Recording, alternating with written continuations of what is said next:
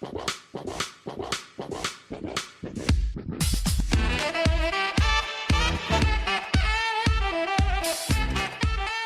in this video I'm going to talk about tank gameplay in Enlisted, and we are going to focus on German side of the Moscow campaign. We are going to start off with information that the Panzer II tank is useless in this game pretty much. Since the closed beta, basic Russian tank, the T-60, was buffed so much that it's almost indestructible for a Panzer II. And yes, you can deal with the T-60, but it's a very hard task for a Panzer II tanker. They are hard foe to face. So, as soon as you will get to level 8 of your campaign, swap to the Panzer III Model B as fast as possible. Model B will be super easy to kill for every Russian tank, even the T-60, because you have only 50mm of armor around. And as soon as T-60 tank will spot you, you are dead. But the Panzer III Model B has a good gun, and that 37mm can deal with the pesky T-60s easily. It's basically all down to who will spot who first. Panzer III also has a very nice feature, and that is a double MG in the turret that you can actually see here. The hull machine guns in this game don't work yet, at least. There's a closed beta, so well, there's a lot of shortcuts for the vehicles as of now.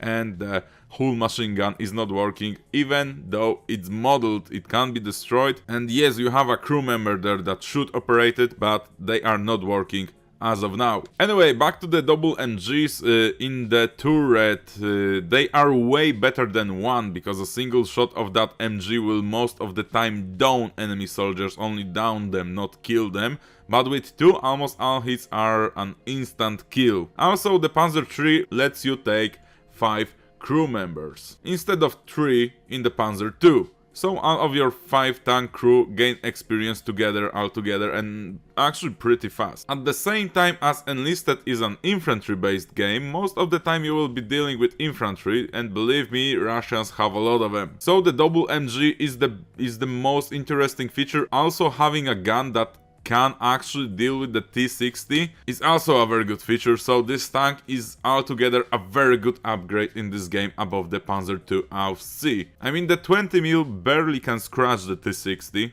and you have only a single MG in here. Also, the Panzer II, as I said, can only have 3 crew members, so you can gain experience only on 3 guys, while the Panzer III Model B has 5 crew members. But the real deal comes on level 12 of campaign, as you unlock a better, later version of a Panzer III, and that is the E model. Model E has 30mm of armor on front and sides. Actually, only the hull armor has 20mm on the back, but there is an engine there that will block almost all shots, at least from the T-60 20mm gun. And what happens when you have 30mm of armor? Well, let me just say that on the beginning of open beta, Russian T-60 was super hard to deal with, and Russian players remember that, so they still use it, despite unlocking a BT-7 tank or other better tanks like T-26 and so on. Especially that T-60 armor is way better than the BT-7 or the T-26 armor. And because of that, a lot of Russian players don't even bother to swap their T-60 to anything else. And when you roll out in a Panzer III with 30mm of armor, with that double MGs and a 37mm gun, you are indestructible force for their little 20mm pea shooters. I was never destroyed by a T-60 after I unlocked my Panzer III Model E. Never. And I mean, I was swarmed by 2 of them, shooting me from the sides. I didn't have armor-piercing ammo anymore, because I already destroyed like 12 of them, and they were still not able to pen me even when I wasn't just able to do anything to them. We were fighting for like 2 minutes, I think. It happened on a stream, and it ended in one guy just leaving the T-60 and running away with his crew. And the other guy just suicide killed himself. And you may say that makes it overpowered. And I say, hell no. It's super easy to counter by a 45mm gun from a BT-7 or T-26 that is actually here. That's the same gun basically. Or anti-tank field guns that can be built by engineers that are also a 45mm, I think. Not to mention dynamite boomsticks that infantry can throw on you as soon as they will get near you. So the only reason the Panzer III Model E feels overpowered is because of neglectance of Russian players as they stick to their T-60 tanks. Anyway, as shown by the gameplay in the background, you can see how it goes when the enemy team takes only a T-60 tanks with them into the battle.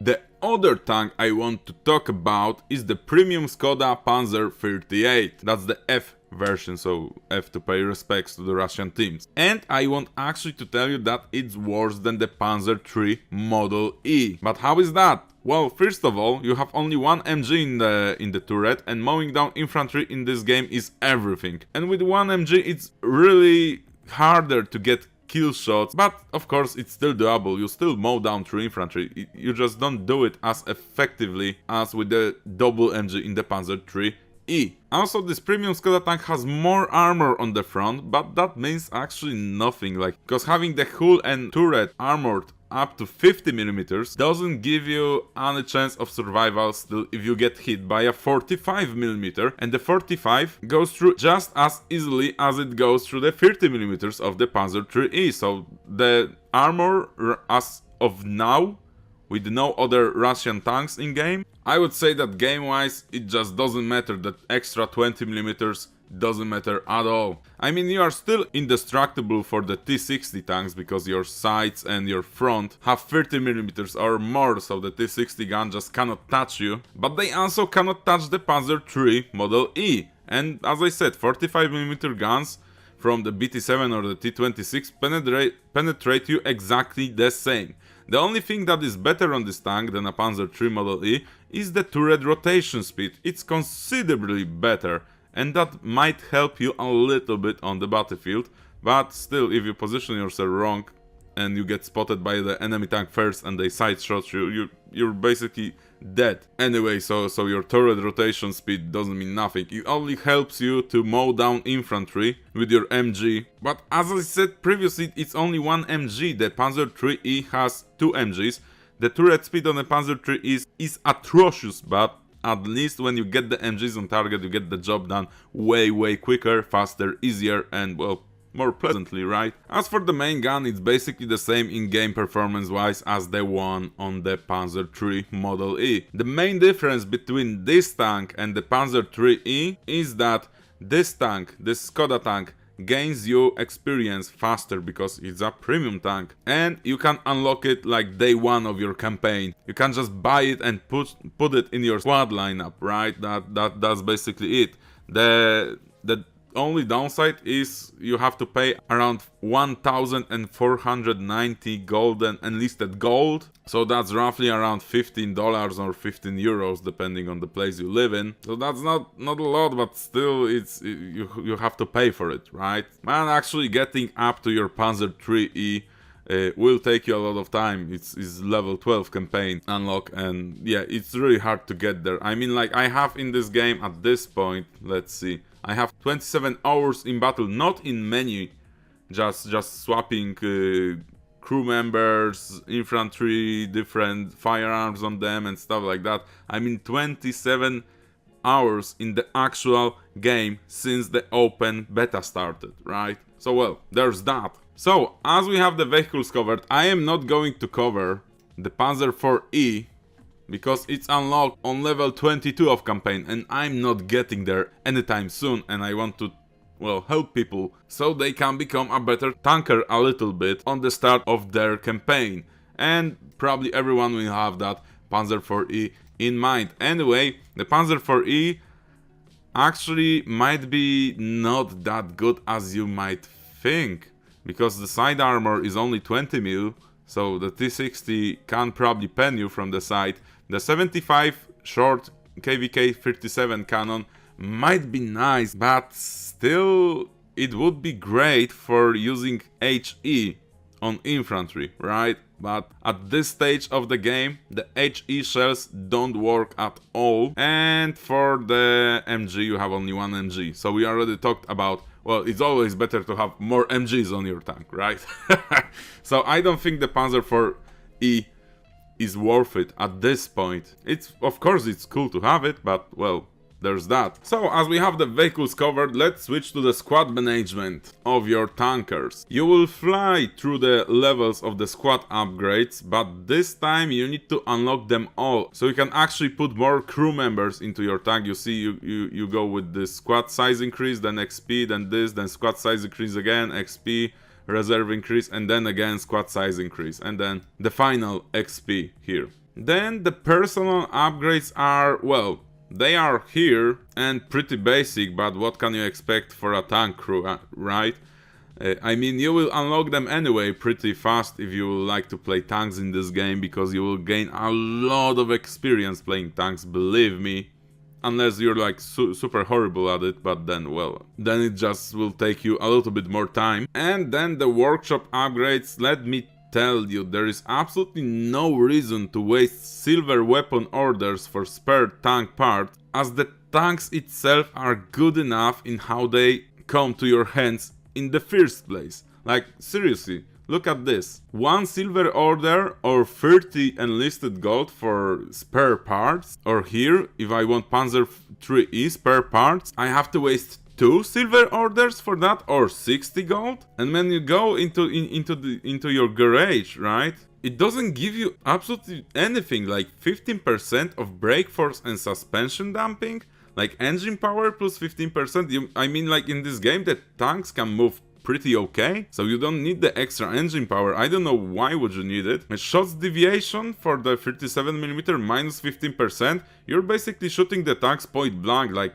up to 100 to 200 meters. You absolutely don't need that. The horizontal turret aim speed might be nice, but at the same time you can just, you know, turn your hull to help you a little bit. It's way easier than just rotating your turret and waiting for the turret to get on the exact place you want to aim. And the vertical gun aiming speed plus 20%, it's not enough. The upgrades that are here are absolutely not good enough to waste your silver weapon orders. Like, on paper it looked okay, right? I look at this, I think, that sounds reasonable. But then again, when I play the stock tanks, I see absolutely no reason to waste my weapon orders for this. I wanted to say, yeah, you might get slightly better performance of your machine, but do you really need it? Like, if the enemy tank will spot you with a, well, enemy tank with a proper gun, you're dead anyway, right? Because it's up to who spots who first 99.9% of the time, and that's actually how it went in real life. If you really want to keep it historical, that's exactly what happened most of the time. So as I said, it sounds good, but it doesn't work. I did actually spend 6 silver weapon orders to get enough parts to upgrade my Panzer III E to the next level, because it comes with 2 stars, and on the first star I have the braking force and suspension damping. Like, the only modifications that I would be interested in are the horizontal turret aiming speed and vertical gun aiming speed, because it actually might help me a little bit, like slightly, with just mowing down infantry. But then again, I would have to spend so many weapon orders to get there. That is useless. I mean, the only reason I see for people wasting their weapon orders for spare parts is if it would actually be implemented in game, that you get your stock Panzer III E at first, for example, and then through different upgrades you can actually upgrade it to, for example, a 50mm one, right? Just swap the gun, swap the 37mm for a 50mm, or up armor the front plate and the sides a little bit, or maybe mount the shorts and skirts, and maybe give it the extra tracks, right? The Panzer III had on the Moscow campaign, the Ostkettens, right? What I mean here, like, as of now, absolutely do not upgrade your tanks. I repeat, do not upgrade your tanks. You will only waste weapon orders for it. So that would be all for the squad upgrades, the personal and the workshop upgrades. And as it goes for soldiers, we already talked about how do you get them to the next level. So if you have 3 guys level 2, you can make 1 guy level 3. We covered that in the rifleman video, so you can click on that if you're interested in more details on how to train your soldiers. Well, in the open beta, the perks were added for the tank crews, like actual tank perks. At the same time, they are just as useless as the tank spare parts to upgrade your tank. What do I mean? Look at this guy, Prosper Harbow, who is a level 4 tanker in my army. Not only you get normal perks as you progress through levels, as you can see, 100% faster stamina regeneration, and the normal perks get in your way, so you waste space for an useless perk for infantry, and then when you max out your soldier, you gain retraining perks to maybe switch the existing perks already for a tank perk for an actual tanker, but the actual tanker perks are as useless as the upgrading of the tank. There is only one perk you might find useful, and that is the extra use of repair kits. As you can see, plus 100% number of uses of the repair kit. That's basically all, and that's only if you are lucky enough to survive a hit that will disable something on your tank, to get out of the fight and then repair the tank. Like, that happens once every like 50 spawns you get in a tank, right? Because when your tank will get hit and penetrated into the crew compartment, you are dead 99.9% of the time. Believe me. But if you will find yourself lucky, then somehow you will survive a hit and you will get a truck destroyed or engine, then you actually can leave the tank and repair it from the outside, as I said, but it almost never happens, right? So wow. And all these perks that give you a higher speed of tank repairs or higher speed of changing the seat in a tank, on paper sounds great. I mean, like, I can see from where the developers came from, like what they wanted to achieve with that. But it sounds only good on paper. In game, this 20% higher speed of tank repair or this 30% higher speed of changing seat in a vehicle is absolutely useless. Like, it's nice to have them, but they don't give you anything in a real combat situation. Like, and as I said, retraining points, I already have 6 retraining points, so let's see if we will get different tanker perk, if there is even enough tanker perks in this game. Faster stamina, med packs, higher speed of changing pose, but that's not a seat in vehicle. So let's go with that. Let's see. Yes, something else. Reduces the effect of head shaking, whatever, let's take that. We have still 4 more retraining points, so let's try again. More stamina again, whatever, man. I mean, like, the perks are useless. 100% useless. Do you see what I mean? Like, list of possible perks. Is there a single perk? Oh, yeah, there's this, like, broken tank parts will be repaired to 20% higher durability values. Improved targeting skills of a tank gun. So I would have to get this perk and actually put the guy that has this perk in the gunner seat. The gunner seats are, well, the seats in the tank are actually shown here, as you can see. So you can just put someone in the radio operator position or something like that. So that's actually okay. Now that's basically it. Like only the number of uses of the repair kit are good, but that's only when you really survive like more than one close death encounter in your tank, right? So I think now you know everything. The same goes, like I don't think we need to cover the Russian tech tree, as basically I said already everything you need to know about the Russian tanks. If you want to kill the German tanks, just take the goddamn VT7 or a T26 with a 45mm gun and you will just destroy them easily. Well, unless they spot you first, right? But well. But the T60, guys that are playing the Russian side, please, man, switch your T60 for the T26. I'm not kidding. As you saw in the gameplay in the background, I felt dirty when the Russian side had only the T60 tanks. I mean, I was rolling in my Panzer III Model E and they couldn't do anything to me. Oh, one more tip for your tankers: never stop. I mean, like, yes, you can stop sometimes for a split second to take a shot at the enemy tank and to exchange blows between your tank and the enemy tank, but whoever gets on top and wins. Guys, don't stop.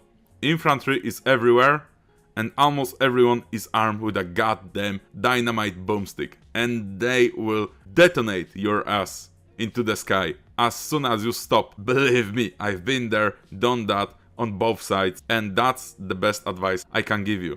Never stop in a tank. Keep moving around, even if it means you will have to go in circles. On the finishing note, I just want to say that yes, playing tanks in Enlisted is a lot of fun, but at the same time without any proper upgrades, and it gets old pretty fast. The only reason you should use tanks a lot is to get as much experience as you can, as you will see as the ending note of one of the battles you've seen in the background already, with a premium Skoda tank and then with the Panzer III E. Although we lost the battle, I still got like 22,000 XP points with a premium account, of course. That's a lot.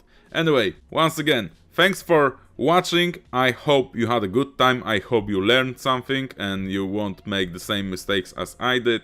And as always, have a nice day. Cheers! Was werde doch mir so eine Mission Task.